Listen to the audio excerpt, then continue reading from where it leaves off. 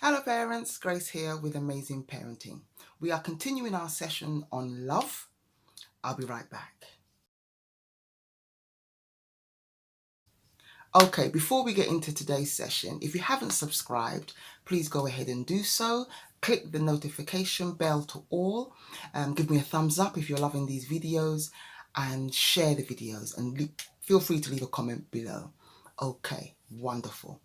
So we're going to get straight into today's session, and we have started these sessions on the word love, and we're using each letter of the word love to bring out the attributes of love that we show to our children.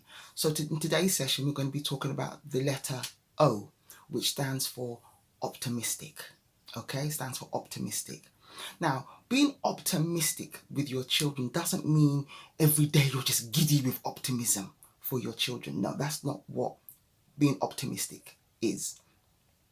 What optimistic means is, as a parent, you see the bigger picture. You see that today your child may be going through a rough patch. They're not doing what they need to be doing. They're not behaving the way they're behaving, but you're optimistic because you see the bigger picture. You see them in their future and you come alongside them and you're optimistic in that situation. Being optimistic doesn't mean that you just sit back and say, well, I'm just optimistic. It's all gonna be okay. No, you're optimistic, knowing that your child is watching you be optimistic. When they're feeling low, when they're feeling sad, when they're feeling, that they want to give up, your optimism for their life, for their future is evident.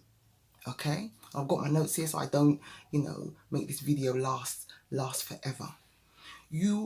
Because of what you've been through as a parent, your life as a child growing up into your own adulthood, there are things you can be optimistic about for your children, because you can give your children the advice that they need, maybe advice that you didn't get as a child.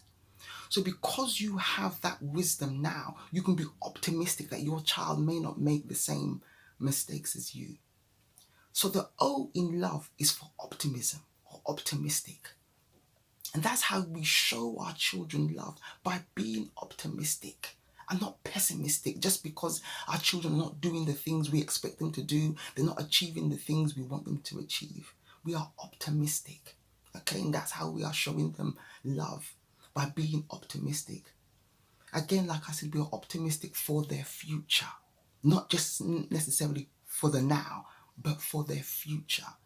We know they're going to have a great future, and we are optimistic in that. Okay? We are talking about love, and we're spelling out the word love, and we're on the letter O. And the O stands for optimistic. Okay? I want to look at some words that we don't want to be. Still beginning with O, but we don't want to be with our children. We don't want to be obnoxious, loud, brash, not caring. We don't want to be like that with our children. We don't want to be obese. If you are, check it. Do the necessary things to, bring your weight into order. Because our children are watching. Our children are watching us, looking at our lifestyle, looking at what we do, as well as what we eat. And we don't want to be ordinary.